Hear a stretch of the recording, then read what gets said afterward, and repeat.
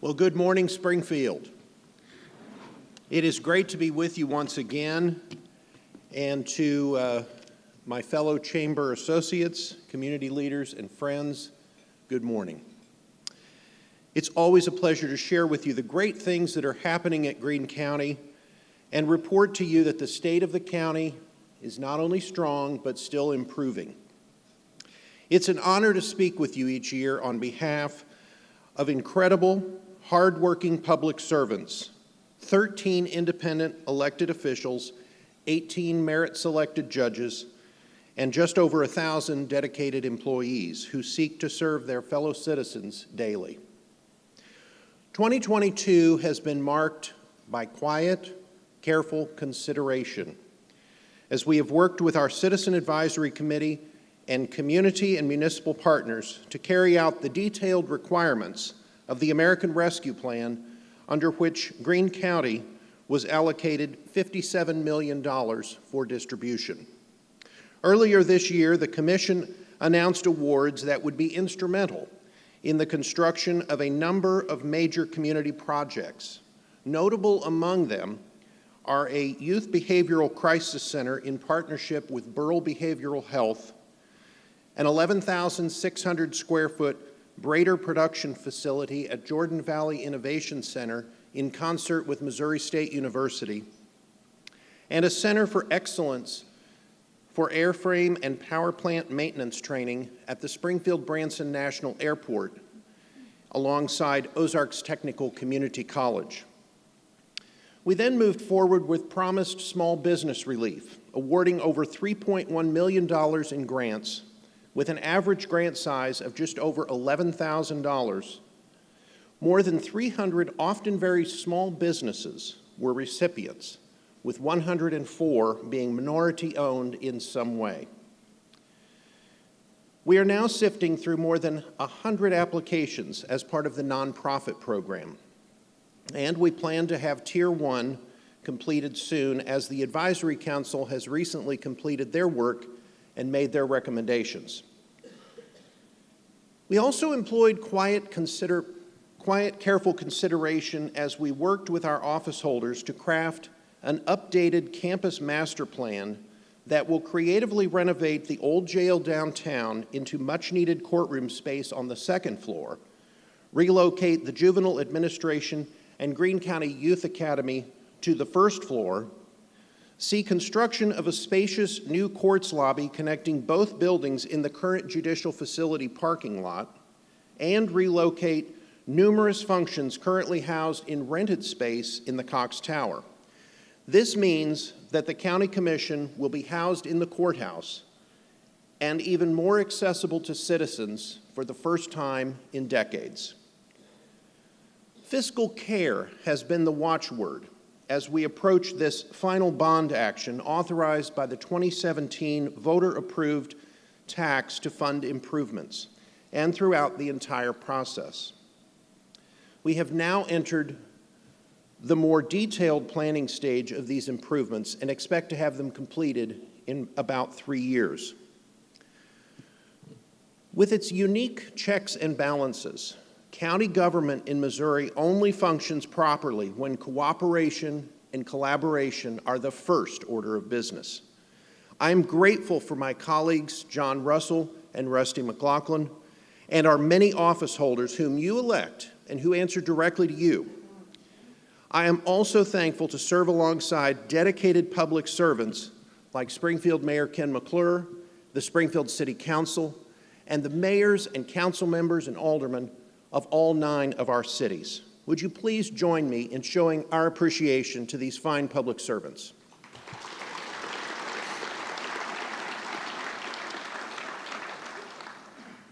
County office holders and our commission department heads have been serving you well. It has been a year of progress and success. Sherry Martin, your public administrator, has been appointed to handle 63 new estates this year, bringing the total to 1,050 estates under management. These are guardianships, conservatorships, and in some cases the estates of the deceased who literally have no one to handle their affairs. It is a struggle to find housing, for protectees due to pending benefits and often no rental history. In just a one-week period, Sherry and her staff were able to place and furnish 2 protectees in homes. One had been homeless and living in a tent for the past 12 months.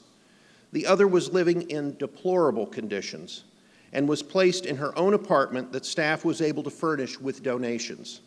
She said she didn't know how long it had been since she had a real bed, and she was glad to be in her forever home.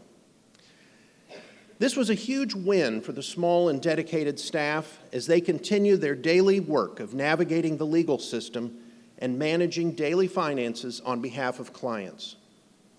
Another team going above and beyond every day for those with a unique set of challenges and seemingly insurmountable obstacles is the Greene County Juvenile Office. This dedicated group of caring professionals frankly take great risk on a daily basis to provide direction and, in a few cases, detention for young people who often have no positive adult role models in their lives. The work they do is a labor of love and a unique investment in the future. They continue to gain statewide and national recognition for their work. Recently, Bill Prince, Chief Juvenile Office and Family Court Administrator, Stacy Denny, Director of Case Management, and Julie Austin were invited to present at the Robert F. Kennedy Juvenile Justice Symposium in Nashville on the topic of organizational transformation. They also just completed a 3-year probation system review as part of a cohort with Seattle, Washington, and Dutchess County, New York, under the auspices of the Robert F. Kennedy Center for Juvenile Justice, designed to create a high-functioning, evidence-based, best practices, trauma-informed system to address the needs of youth and families involved with the juvenile justice system due to delinquent or status behavior. Your Recorder of Deeds, Cheryl Dawson Spalding, has been busy with several customer service enhancements in her office. You can now take advantage of a free fraud notification tool which can be accessed on the Recorder's webpage. This service alerts a subscriber via email when a document is recorded with the monitored criteria. Up to 5 variations of a name can be monitored per email address, and these, of course, can be changed at any time. While this won't prevent fraud, it certainly offers an early warning system so citizens can take appropriate action. The office has also begun a process of digitizing the last of our historic deeds books so that images can be accessed by computer. This will take our accessible digital images back to 1833, aid in convenience, and help to preserve the older, more fragile books in our archives. Staff continue to build indexes for these as well, so that all records will eventually be searchable by the same means that the current books are. An interesting fact of history, Abraham Lincoln and Daniel Boone both lost property that they owned due to improperly recorded deeds. So it matters who is in that office, it does, and that they strive for perfection when it comes to your property records.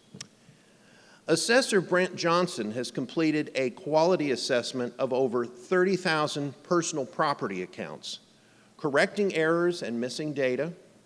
This should significantly reduce staff and citizen time required at year end. He also implemented a new program to process assessment lists, and for the first time in almost 20 years, they were completed by July 1st and without the help of temporary staff.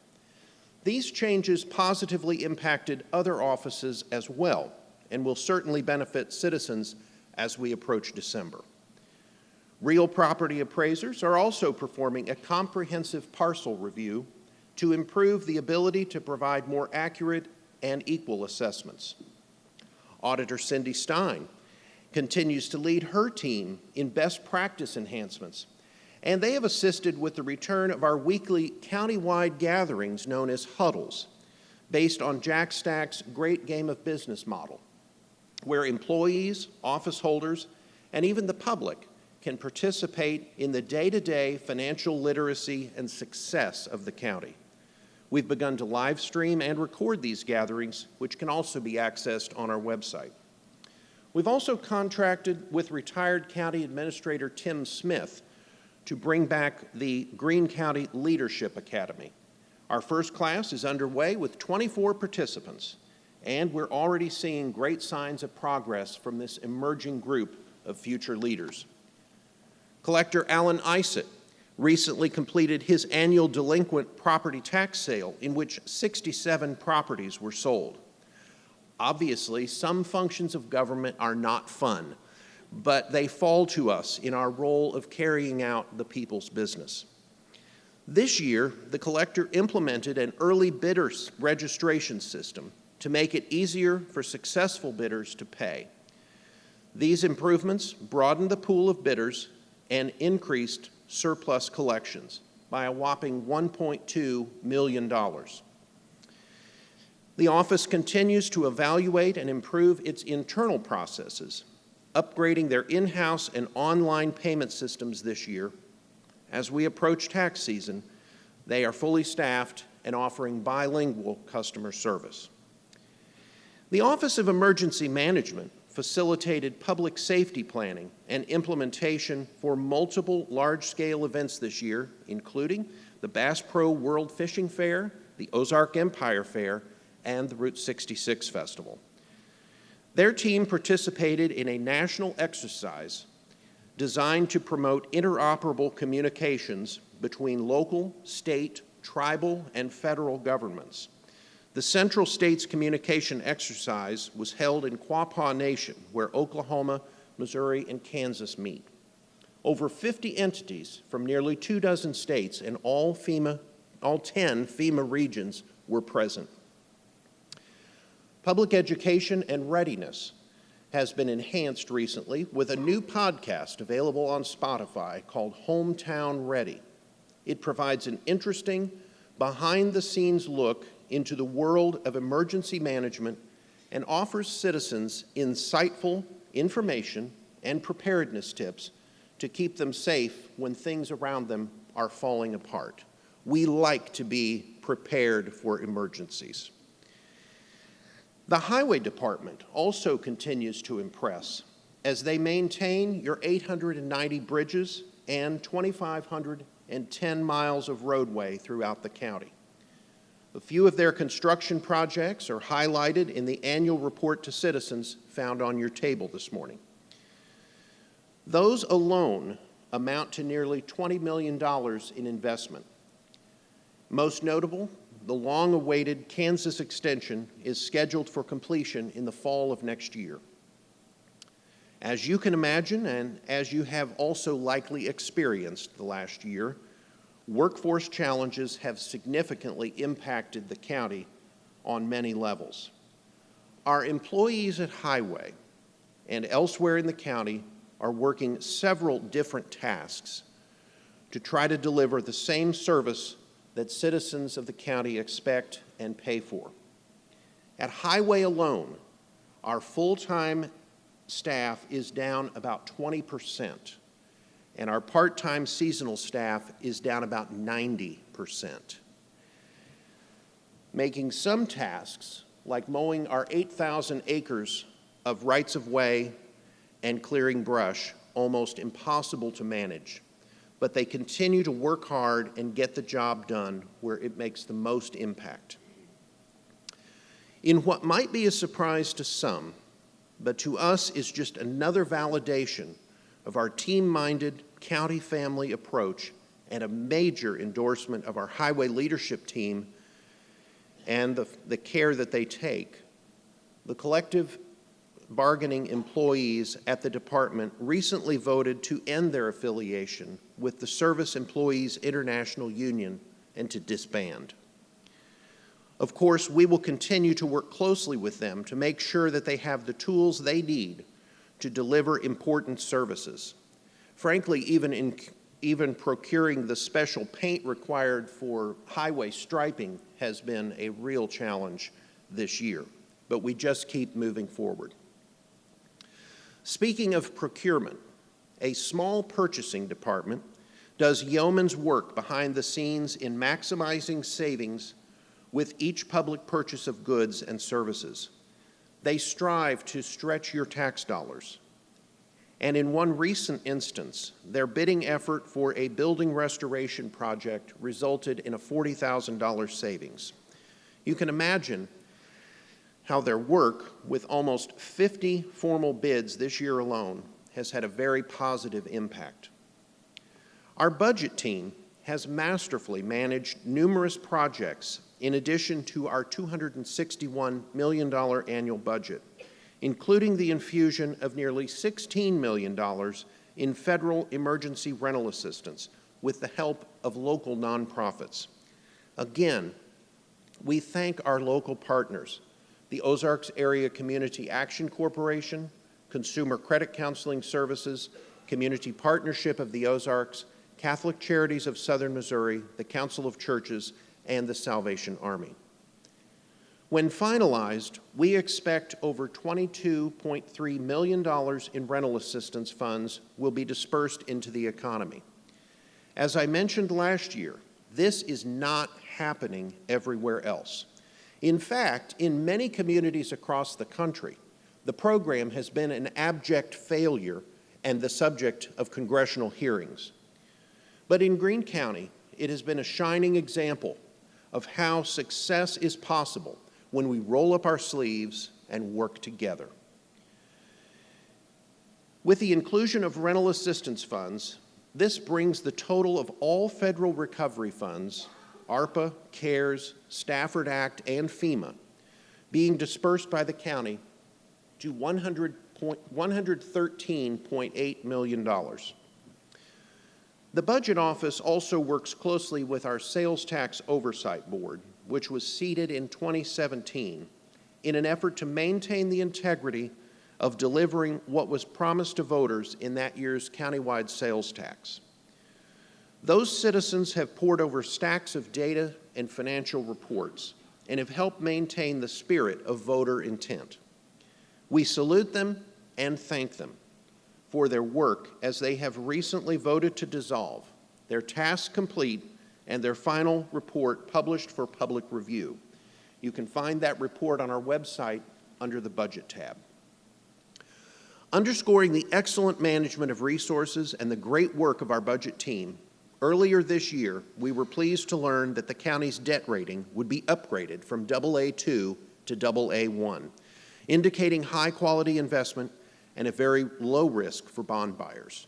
This will help reduce the cost of bonding to some degree compared to the old rating. We're also pleased to have recently gone under contract on the pending sale of the Jamestown property in Rogersville, which will free up county resources, end a per-parcel debt payment on the property agreed to many years ago, and finally bring a host of new rooftops to southeastern Greene County. Our team of human resource professionals have also been busy moving the county forward. After recent training, 50% of the department is now certified by the HR Certification Institute, the premier credentialing organization for the profession.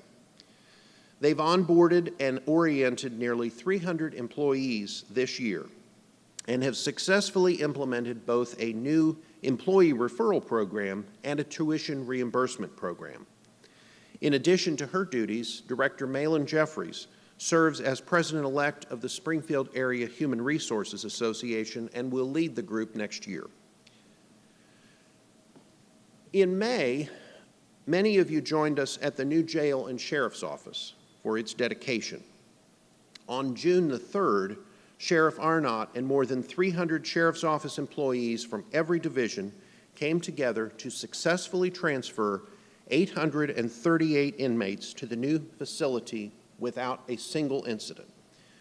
The operation occurred overnight and took about 8 hours. As always, they were professional, prepared, and proactive in carrying out the duties of keeping the public safe. As I shared with you last year, some of those same employees helped to oversee their own construction project alongside Director of Resource Management Kevin Barnes and project manager Rob Rigdon, and successfully saved millions of dollars in project costs, allowing the Commission to authorize the construction of the on-site training, evidence storage, and quartermaster facilities. Unspent savings will be very helpful as we begin upgrades to the main campus downtown. On August 22nd, the Greene County Sheriff's Office Law Enforcement Academy began its first class. Those attending are current detention officers who were hand-selected for this first academy. Ours is only the second sheriff's office in the state to become post-approved for its own in-house academy. Of course, this has reduced costs, but it also offers an opportunity for other law enforcement agencies to attend, such as regional municipalities. The Commission recently appropriated $5 million to replace our entire fleet of suddenly failing communications equipment being used by deputies in the field. While the existing radios did partially function, with the new digital networks being deployed as part of the trunked radio system, the coverage and audio quality of communications were so poor that they were putting the lives of deputies and the public at risk. We wish to thank City Utilities Wireless Systems Division, who manages the trunked radio system, for their partnership in determining the cause and cure to this challenge. Coverage, clarity, and function are all dramatically improved, and now with features like GPS on the radio itself, dispatch can see exactly where a deputy is located, even if away from their car. The Patrol Division now has a fully staffed canine unit, and there is one team for each of our 6 squads. Patrol is also continuing to fill a number of vacancies. A new fleet management program is reducing repair costs as vehicles are rotated out of service once they reach higher mileage. The Criminal Investigations Division is routinely called on in extenuating circumstances to assist neighboring counties and municipalities, and they do so with great care. Recently, 7 detectives attended special training on a 3D laser scanning device used to assist deputies in diagramming crime scenes. Detectives have also increased proactive enforcement, conducting counter-surveillance and undercover buys of controlled substances.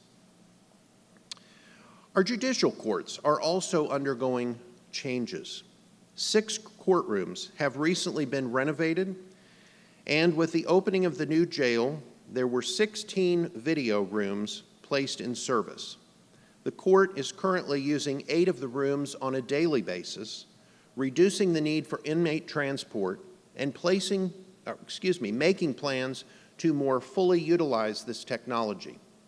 This also allows the court to communicate in real time with the jail staff regarding court operations and inmate readiness for court in each circuit division, including the completion of hearings. The court is entering a period of significant change, perhaps the most impactful of our lifetime. There have been 4 recent retirement announcements, and the court will be reassigning caseloads as the positions are filled. We congratulate and commend Judges Holden, Brown, Mountjoy, and Cordonier on their retirement. We also congratulate Judge Harmison on his elevation to circuit judge and Judge Borthwick on her elevation to the Court of Appeals for the Southern District. Times of change are often times of opportunity. We thank the courts for their tremendous partnership that we share. Although they are a function of the state, we appreciate the care they take to operate very efficiently as we fund their annual operations. And in addition to the courts, we will also have a new circuit clerk come January. I must say that Circuit Clerk Tom Barr has left the office in tip-top shape as Brian Feemster prepares to take the helm. Right alongside the courts, you will find our county pretrial services, helping to bring efficiencies and effectiveness to the process of justice, including the supervision of some waiting trial but not yet housed in the jail.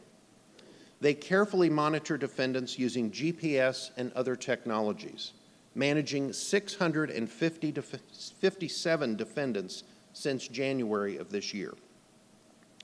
The office has prepared nearly 1,000 public safety assessments for the courts just this year on both felony and misdemeanor cases so that judges can make an informed, data-driven decision on how best to deal with the accused as they await trial.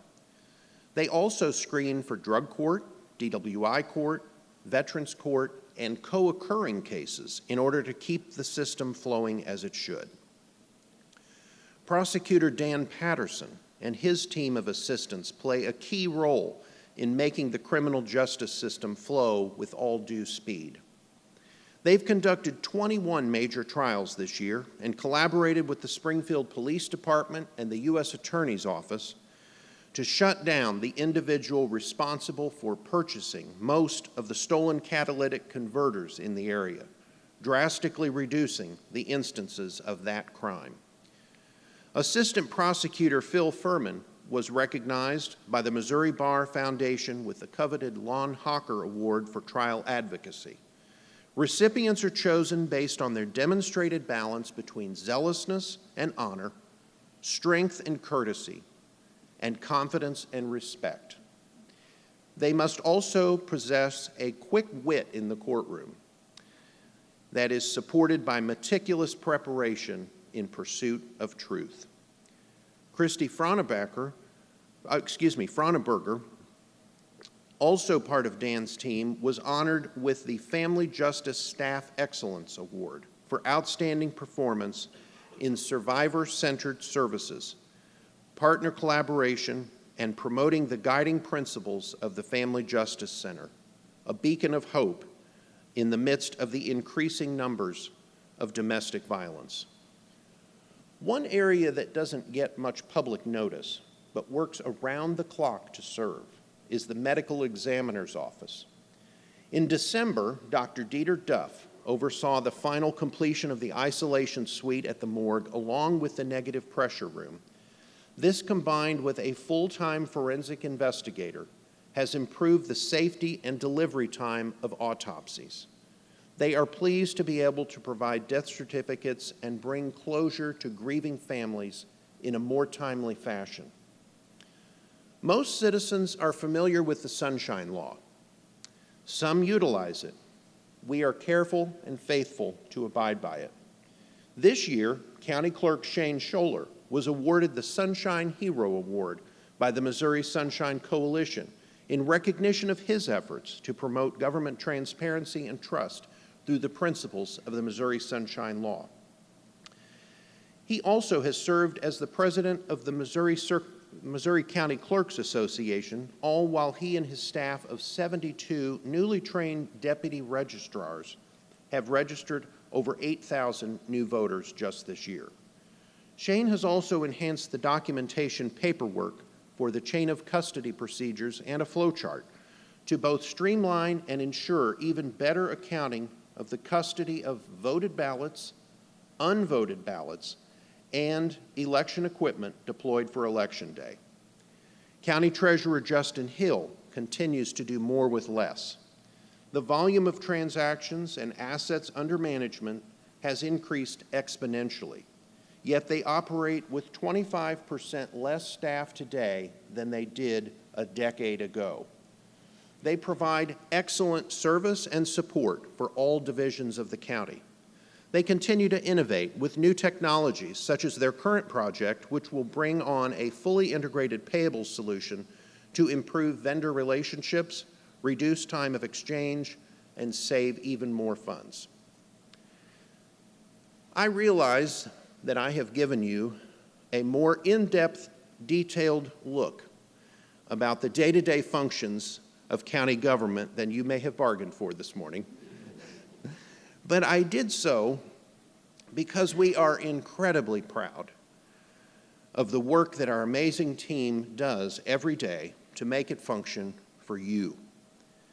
I mentioned that we employ quiet, careful consideration, but we also employ some of the most consistently servant-minded people that I have ever met. Some might think that county government is boring. Frankly, we like it that way. It means we're getting the job done without controversy or acrimony. On the other hand, these are exciting times as we look to the future as a region, working together to promote growth and progress. I was pleased to once again join roughly 85 of you on the Chamber leadership visit to Northwest Arkansas. Where did Matt go? Matt, I think this was our best trip yet. I really do. Building on last year's discussion of thinking and acting regionally, we learned of great successes, similar challenges in the greater Ozarks region, and we discussed what can be accomplished when a region acts as one. And most importantly, we found willing partners. I'm pleased to update you this morning on just one of the county's regional priorities. Earlier this week, the Regional Broadband Initiative, consisting of Greene and Christian counties and the municipalities therein, finalized its contract and will shortly begin the next phase of assessing the needs and feasibility of expanded rural broadband access.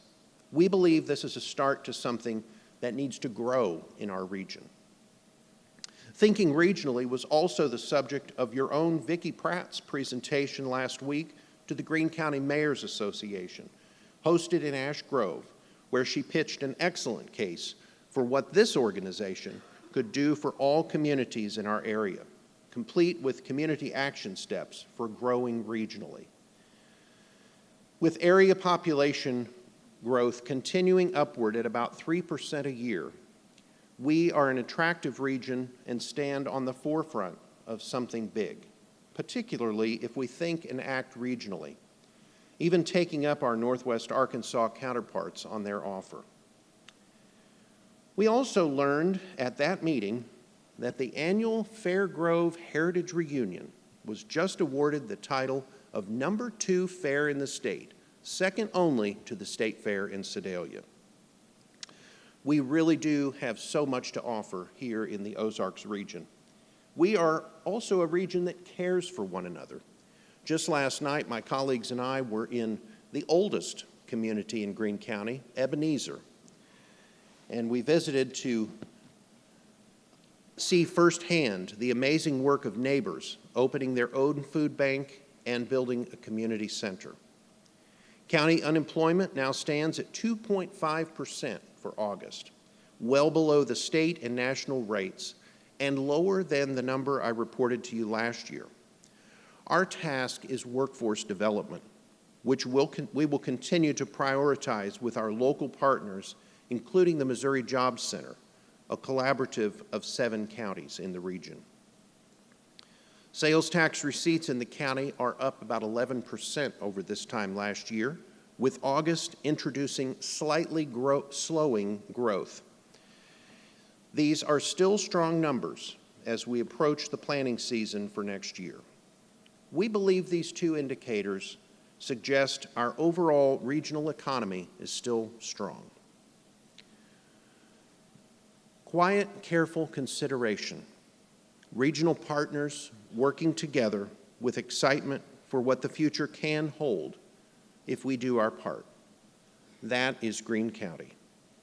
On behalf of our office holders, judges, department heads, and employees, thank you for the opportunity to partner with you for our region.